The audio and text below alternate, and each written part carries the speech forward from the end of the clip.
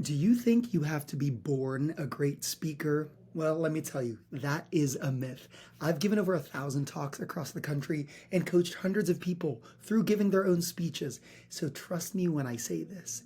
Anyone, and I mean anyone, can become a good speaker, even a great speaker. Yes, even you. So today we're going to break down what makes Tony Robbins one of the best, what makes him amazing on stage. Let's dive right in. Watching Tony Robbins for 5 minutes can give you 100 different lessons on how to become a great speaker. Let's check it out. First of all, I want to just thank you all for the privilege to be here, not only hopefully to serve you for a few minutes here, but also to attend. I have some friends that have gone to TED in the past, and I've been thinking about coming, and I was on the edge, and then I got invited, and I said, I want to come. So I've attended about 2/3 of this, and I've gotten an enormous amount, not only from the speakers, but from so many people that I've met. I don't think in all the places I've spoken or been around, and I've been privileged to be in a lot of great places, as I'm sure you have, I've ever seen such a concentration of both talent, brains, but also passion and a common value. There's a community here about contribution, and it's really beautiful. So I thank you. I'll be back as a participant myself on an ongoing basis, and I thank everybody for their participation as well very much. All right, y'all, this guy is a master. Check this out. We're 41 seconds into the talk, and he already has the audience clapping for him. And also, notice what he did. For those that don't know, Tony Robbins is one of the greatest paid speakers of all time. He's known all over the world. And he gets on the stage, and what does he do? In the first 40 seconds, he doesn't talk about himself or make it about himself. He makes it about who? The audience. Notice how he starts with this service-oriented mindset, this gratitude, this humility. He's Tony frickin' Robbins, but he says, hey guys, thank you so much for allowing me to be here. I'm here to serve you guys. I'm so grateful to be here. I've gotten value from this. Immediately, in 40 seconds, he has done the first thing you're supposed to do when you get on stage, which is to connect with your audience, right? Research shows that audience members take about 5 minutes to make a decision on whether they're going to be engaged for the rest of the talk or they're going to be checked out. In 40 seconds, he accomplished that, right? He connected with the audience. Thank you. I have to tell you, I'm both challenged and excited. My excitement is I get a chance to give something back. My challenge is the shortest seminar I usually do is 50 hours. Boom. In the next 10 seconds, he gives the hook. He introduces the problem he's facing, and he gives the proof for why you should listen to him. What's the problem? He says, hey guys, I'm both challenged and excited. What then will happen in the mind of the viewer is, Tony, why do you feel challenged? But also, why do you feel excited? There's this paradox. So we're hooked in. And then he gives the proof. He explains the answer, which is most seminars I do are at least 50 hours long, right? Like multiple days. And so he's answering the question of why he's excited, but also challenged. And he's also subtly giving you the proof of why you should listen. He's a master at this, right? He does 50-hour things, and it's telling the audience, hey, if it usually takes me 50 hours to go through like this material with somebody, and I'm going to give it to you in 20, 30 minutes, you better buckle up and you better listen because you're about to get a lot of value. And I'm not exaggerating. I do weekends, and what I do more than that, obviously, coach people, but I'm into immersion because how'd you learn language?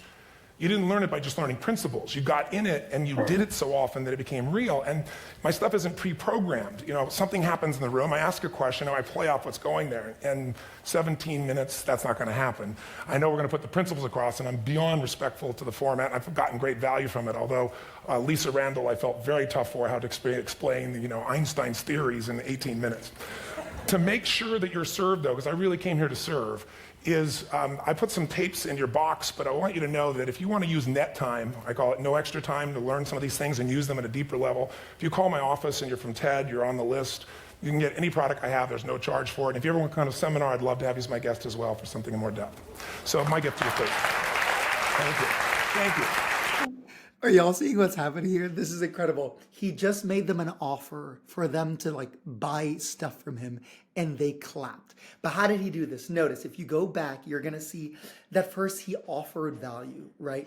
He said, hey, I only have a certain amount of time with you, but if you want to go deeper, call my office. If your name is on the list from TED, you can pick any items you want. You get that for free, right? So he's offering free stuff, free value, building goodwill, building rapport.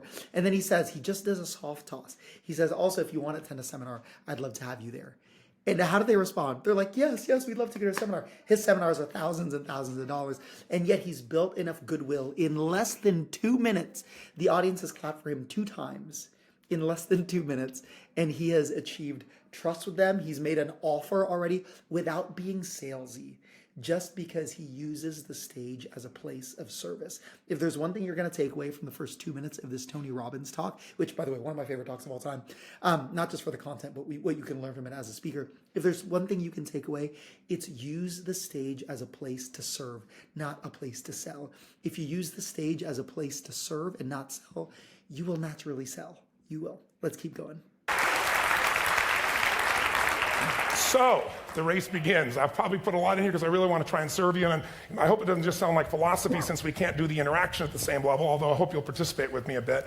The bottom line of why I'm here is that I'm really in a position, I'm not here to motivate you, obviously. You don't need that. And a lot of times that's what people think I do, and it's the furthest thing from it. What happens, though, is people say to me, well, I don't need any motivation. And I say, well, that's interesting. That's not what I do. I'm the why guy. I don't know why you do what you do. Notice how he pauses. I'm the why guy. Pause. I want to know why you do what you do. Pause. When he really wants the audience to think about what he's saying and to process it, he pauses. These pauses are good. Whenever we say something slowly or we pause in between what we're saying, it gives the audience the time to process it and to lock it in and to remember it and to know that what our brains do is it says, like, this is really important information. So notice his frequency. He's talks fast, then he slows down. He talks fast, then he slows down. And when he really wants you to remember something, he hits that pause button so the brain can take it in. What is your motive for action? What is it that drives you in your life today, not 10 years ago, or are you running the same pattern? Because I believe that the invisible force of internal drive activated is the most important thing in the world. I'm here because I believe emotion is the force of life. All of us here have great minds. You know, most of us here have great minds, right? I don't know if I'm in the category, but we all know how to think. And with our minds, we can rationalize anything. We can make anything happen.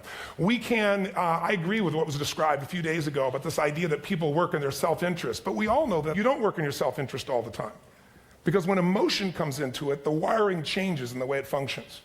And so it's wonderful for us to think intellectually about how the life of the world is, and especially those who are very smart. We can play this game in our head, but I really want to know what's driving you. And what I'd like to maybe invite you to do by the end of this talk is explore where you are today for two reasons. One, so that you can contribute more.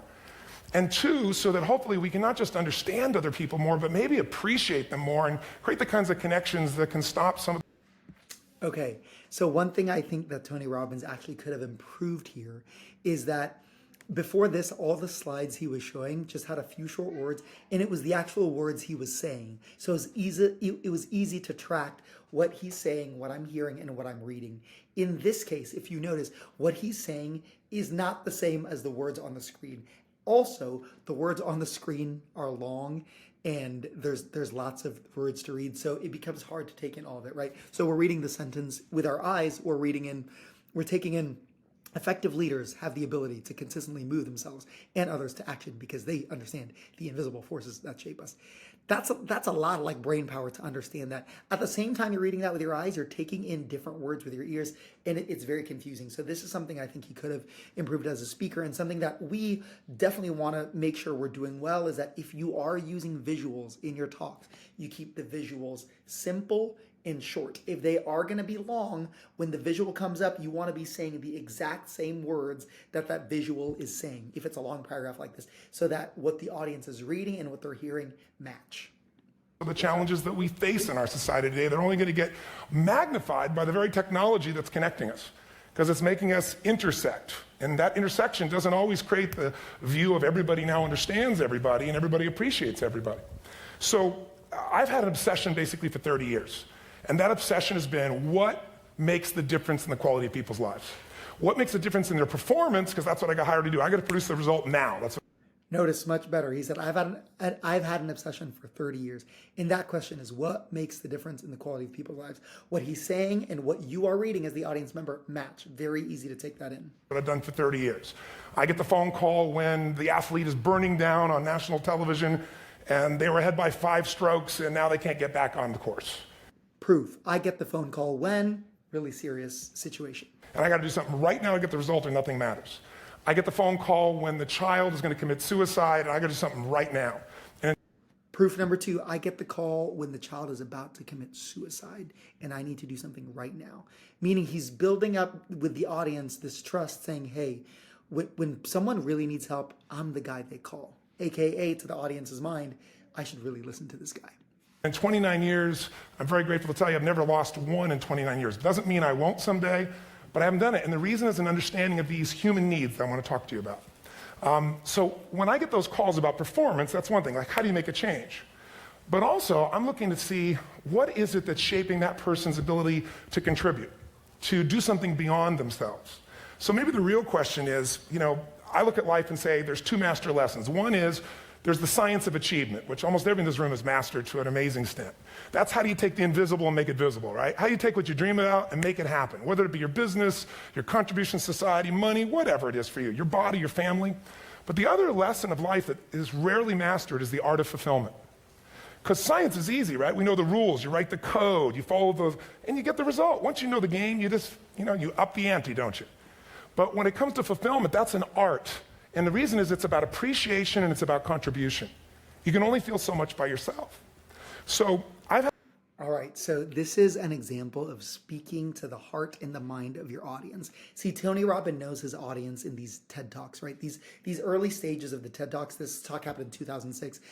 You have the brightest and best minds in the world all coming together. This is before, just to give context, this is before TED Talks were happening in like every city in every state, right? This is when TED Talks used to happen at one location. They took the best and brightest people, brought them in one place. Tony Robbins knows that. So he knows everyone in that audience is a high achiever. So he doesn't go for trying to give them the value, like how do you have the science of achievement. He says to them what they know. That's easy. You already have that. What I want to talk about is not the science of achievement. It's the art of fulfillment. That's going to get people to lean in. So what can we learn from this? Know your audience, know what their strengths are, and know what problem they're trying to solve. He probably knows there's a lot of people in this room who've made a lot of money, have a lot of prestige, have a lot of power, have a lot of authority, but some of them still might not be fulfilled. So he's going to give this talk, the rest of the talk, on the art of fulfillment. I had an interesting laboratory to try to answer the question of the real question, which is what's the difference in somebody's life if you look at somebody like those people that you've given everything to, like all the resources they say they need. You gave them not a $100 computer, you gave them the best computer. You gave them love, you gave them joy, you were there to comfort them. And those people very often, and you know some of them I'm sure, end up the rest of their life with all this love, education, money, and background, spending their life going in and out of rehab. And then you meet people that have been through ultimate pain. Psychologically, sexually, spiritually, emotionally abused, and not always, but often they become some of the people that contribute the most to society. So the question we got to ask ourselves really is, what is it?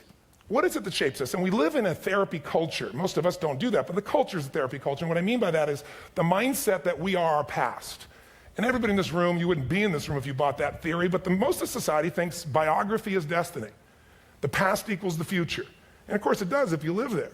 But what people in this room know, and what we have to remind ourselves though, because you can know something intellectually, you can know what to do and then not use it, not apply it. So really what we got to remind ourselves is decision is the ultimate power. That's what it really is. Now when you ask people, have you failed to achieve something? How many have ever failed to achieve something significant in your life? Say aye. Thanks for the interaction on a high level there. Notice here, and this is the last thing I'll say because this video is getting long, but when Tony Robbins is starting to use audience interaction, right? He's probably noticing, hey, it's been a while since they've clapped or they've engaged with me. He says, if you've ever noticed this, say I. There's only one person that said that, right? And he kind of like jokingly, tongue-in-cheek says, thanks for the interaction there, right? Like he doesn't get mad at them or he doesn't get discouraged. He basically lets them know in like a lighthearted way, like, hey, like I need more, right? Like I need this to be a two-way street. But if you ask people, why didn't you achieve something? Somebody who's working for you, or a partner, or even yourself, and you failed to achieve a goal, what's the reason people say they failed to achieve? What do they tell you? Tell me. Come on, out loud. Notice he's continuing to give them a chance. He didn't say earlier like, oh, like thanks so much for the interaction. Like he said that lightheartedly, and he's giving them a chance again to interact, and he's giving them permission to speak up, even though he's a speaker. He says, come on, out loud, and then watch what happens. Didn't know enough, didn't have the knowledge, didn't have the money, didn't have the time, didn't have the technology, I didn't have the right manager. Notice one thing he really does well here. When he's asking them to give feedback, he's constantly reiterating what they're saying. And then watch what happens with the audience. When the audience sees that, oh, Tony is repeating the words of another person, more people are shouting answers, more people are engaging. And there's this like almost like audience effect that when one audience member sees another audience member participating, it makes them want to do that. Now, Tony Robbins made that happen. How? By asking them to speak up and then affirming every time somebody spoke up, he repeated what they said. Basically to communicate like, I hear you, I hear what you're saying, and I'm going to say it out loud. Didn't have the Supreme Court.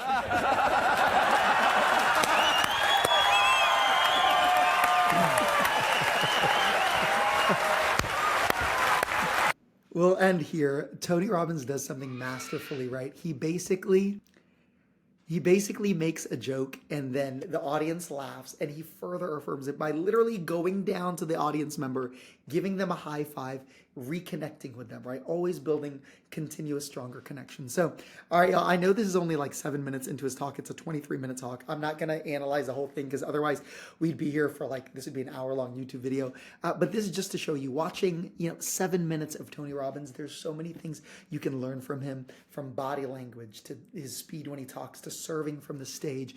And while there's a lot of great lessons here, there's one main takeaway I want you to have, which is this. When we talk about writing your signature talk, right? The first C is connect with your audience. And usually that's by telling a story, using visual storytelling. Tony Robbins is a master. He didn't need to tell a story. He did it by showing gratitude, being service-oriented. But again, the first C is connect with your audience, and he did that really, really well. I hope this video brought you some value, helped out a little bit, and I'll see you in the next one.